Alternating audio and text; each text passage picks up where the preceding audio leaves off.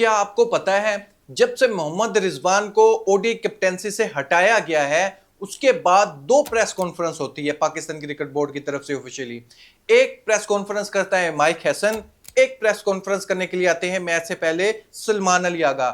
लेकिन इनमें एक ऐसा क्वेश्चन नहीं किया गया कि मोहम्मद रिजवान को कैप्टेंसी से क्यों हटाया गया, जबकि हक बनता था। जब कोच प्रेस कॉन्फ्रेंस करने आए थे, वो मैच से पहले मैच की प्रेस कॉन्फ्रेंस करने नहीं आए थे, ओवरऑल प्रेस कॉन्फ्रेंस करने आए थे। लेकिन उससे भी एक भी सवाल नहीं होता प्रेस कॉन्फ्रेंस में कि क्यों मोहम्मद रिजवान को कैप्टेंसी से हटाया गया। दोस्तों, क्या सहाफियों को मना कर दिया गया था कि आपने मोहम्मद रिजवान के रिलेटेड कोई क्वेश्चन नहीं करना, या फिर जितने भी जर्नलिस्ट थे उन्होंने खुद ही क्वेश्चन नहीं किया? इस पर हम पर्दा उठाएंगे इस वीडियो में कि ऐसी क्या वजह बनी मोहम्मद रिजवान को कैप्टेंसी से हटा दिया जाए, दो प्रेस कॉन्फ्रेंस हो उसके बाद और पूछा भी ना जाए, जबकि मीडिया पर यह खबरें चलाई जाएं कि फलस्तीन की वजह से मोहम्मद रिजवान को हटा दिया क्योंकि वो फलस्तीन के हक में बात करता है। मैं ये वीडियो प्रूफ के साथ लेकर आया हूं, फैक्ट्स के साथ लेकर आया हूं। दूसरा टैग लगता है मोहम्मद रिजवान पर कि ये बैटिंग कंपनी को प्रमोट नहीं करता, उसके अगेंस्ट रहता है, इस वजह से मोहम्मद रिजवान को हटा दिया गया। दो दो दो टैग लग गए मोहम्मद रिजवान पर। तीसरा टैग ये लग गया कि माइक हैसन बड़ा नाराज है इस पे मोहम्मद रिजवान पर, क्योंकि मजहबी बंदा है, इस्लामिक कल्चर को प्रमोट करता है, इस्लामिक ज्यादा उसके बयानात होते हैं, तो ये मैनेजमेंट को अच्छा नहीं लगता, इस वजह से हटा दिया गया है। वन बाय वन क्लियर करते हैं आखिर वजह क्या है दोस्तों, क्यों हटाया गया और प्रेस कॉन्फ्रेंस में क्यों नहीं सवाल किया गया मोहम्मद रिजवान के रिलेटेड। दोस्तों, सबसे पहले मैं बात करता हूं फलस्तीन के हवाले से। आपको याद है फलस्तीन का जो टैग लगता है मोहम्मद रिजवान पर, ये मोहम्मद रिजवान ने एक ही ट्वीट किया अपनी लाइफ में फलस्तीन के हक में, वो था 2023 में ओडीआई वर्ल्ड कप में। 2023 टाइम नोट कीजिएगा, 2023 में ना तो ये चेयरमैन थे हमारे मोहसिन नकवी, और ना ही ये मैनेजमेंट थी, और ना ही ये कोच था। ये बात आपको क्लियर होगी कि फलस्तीन वाला तो प्रॉब्लम बिल्कुल भी नहीं है। उसने उसके बाद कोई भी ऐसा ट्वीट नहीं किया, कुछ भी ऐसा नहीं किया। फलस्तीन वाला तो जानबूझकर ये टैग लगाया जा रहा है मोहम्मद रिजवान के कंधे पर कि मोहम्मद रिजवान ने फलस्तीन की वजह से फलस्तीन को सपोर्ट करते हैं, इस वजह से उसको कैप्टेंसी से रिमूव किया गया। यार, यही आप ये बात भूल जाते हैं। आपको याद करवानी पड़ती है, इस्लामाबाद यूनाइटेड जो लास्ट ईयर जो सीजन था वो जीते ना, इस्लामाबाद यूनाइटेड के तमाम प्लेयर ने फलस्तीन का झंडा उठाया था। आपको आपको भूलना नहीं चाहिए, उठाया था ना। इस्लामाबाद यूनाइटेड का हेड कोच कौन था?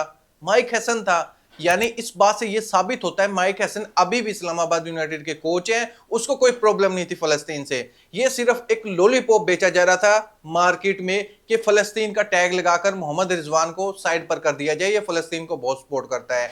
असली हकीकत को छुपाने के लिए फलस्तीन वाला तो इशू बिल्कुल भी नहीं था, ना ये प्रॉब्लम रही है क्या नाम है इसको माइक हैसन को कि ये इस्लामिक बंदा है, इस्लामिक इसके बयानात होते हैं। माइक हैसन को इससे कोई भी प्रॉब्लम नहीं है।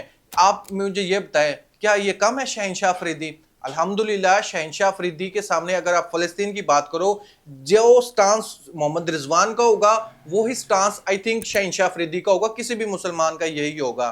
क्योंकि और स्पेशली जब ये केपीके से आते हैं, इन लोगों को तो ये तो ज्यादा इस चीज को करते हैं, स्पेशली नमाज का टाइम हो, टाइम से ये पढ़ते हैं नमाज, कोई भी ऐसी हो, सबसे पहले तो इन लोगों के लिए इस्लाम होता है, हर मुसलमान के लिए यही होता है।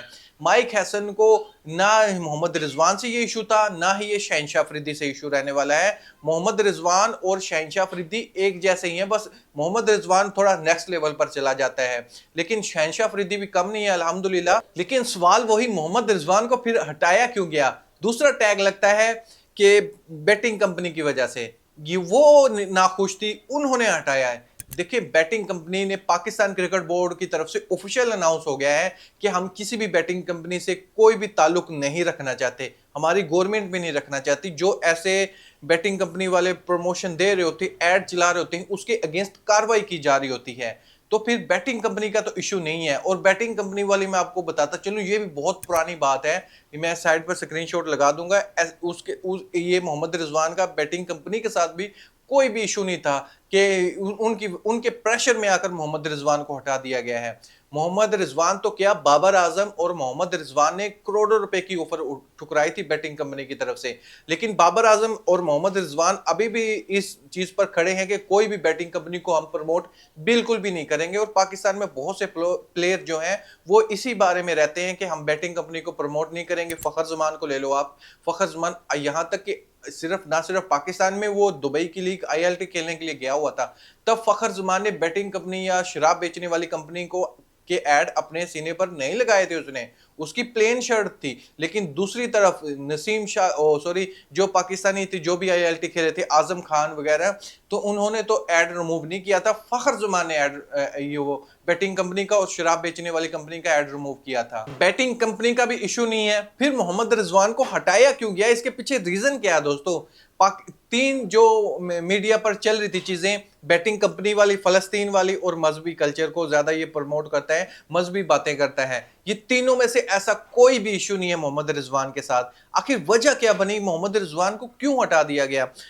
चैंपियन ट्रॉफी सिर्फ हारता है मोहम्मद रिजवान। ऑस्ट्रेलिया में भी अच्छी परफॉर्मेंस थी मोहम्मद रिजवान की, और वर्सेस साउथ अफ्रीका, इन साउथ अफ्रीका, वहां तो व्हाइट वॉश करके आया था। लेकिन मोहम्मद रिजवान को क्यों हटा दिया गया दोस्तों? क्योंकि चैंपियन ट्रॉफी हम हारते हैं उस टाइम, ना ये क्या नाम है माइक हैसन होते हैं, ना ये आकिब जुबैद होते हैं, लेकिन माइक हैसन तो बिल्कुल भी नहीं होते। माइक हैसन को तो इससे हरगिज प्रॉब्लम नहीं थी मोहम्मद रिजवान से। लेकिन हटा क्यों दिया दोस्तों? इस वजह से हटा दिया गया, मोहम्मद रिजवान यस मैन नहीं है। जी हाँ दोस्तों, मोहम्मद रिजवान स्ट्रेट फॉरवर्ड बंदा है। मोहम्मद रिजवान पोल खोल देता है प्रेस कॉन्फ्रेंस में आकर। मोहम्मद रिजवान सीधा बंदा है, वो अपनी बात दुनिया के सामने रख देता है बगैर किसी के प्रेशर में आए बिना।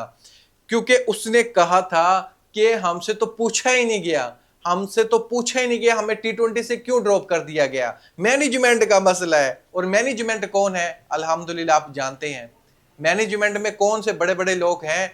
यानी यस मैन की वजह से मोहम्मद रिजवान को आई थिंक हटाया गया, इसके पीछे और कोई रीजन नहीं है। मोहम्मद रिजवान की परफॉर्मेंस का प्रॉब्लम बिल्कुल भी नहीं है, मासूमियत की वजह से हटा दिया गया, यस मैन नहीं करने की वजह से हटा दिया गया, और पावर नहीं है मोहम्मद रिजवान के पास।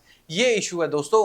मोहम्मद रिजवान जैसे शहनशाह अफरीदी के साथ पावर है ना, ऐसे मोहम्मद रिजवान के साथ होती। मैं देखता मोहम्मद रिजवान को कैसे हटाते हैं। मोहम्मद रिजवान के पीछे बेचारे के पास पावर नहीं है, इस वजह से हटा दिया। यस मैन नहीं है, वो किसी की सुनता नहीं है, वो अपने प्लान से चलता है। अगर उससे नहीं पूछा गया, वो मीडिया में आकर बता भी देता है कि मुझसे नहीं पूछा गया, मुझे कब ड्रॉप कर दिया गया, हमसे तो इस बारे में डिस्कशन भी नहीं की, उनका फैसला है, वो जाने, हमने क्या है, हमने जबरदस्ती थोड़ी कर सकते हैं। ये पाकिस्तान टीम है, ये 25 करोड़ अवाम की टीम है, हमें खिला लिया जाएगा तो हमारे लिए बहुत अच्छी बात है, अगर ड्रॉप कर दिया जाएगा हमें इससे इशू भी नहीं होने वाला। स्ट्रेट फॉरवर्ड मोहम्मद रिजवान ने बातें की थी दोस्तों। लेकिन आप लोगों को ये बताना जरूरी था, ना फलस्तीन का कोई इशू था, ना ही बैटिंग कंपनी का इशू, ना ही कोई मजहब का इशू था। इन तीनों में से कोई भी नहीं था। मोहम्मद रिजवान एक यस मैन नहीं थे, जिस वजह से उसको हटाया गया। क्या इन चीजों पर आप एग्री करते हैं? इनके रिलेटेड अपनी राय कमेंट बॉक्स में मुझे जरूर बताइएगा। Thank you, Allah Hafiz.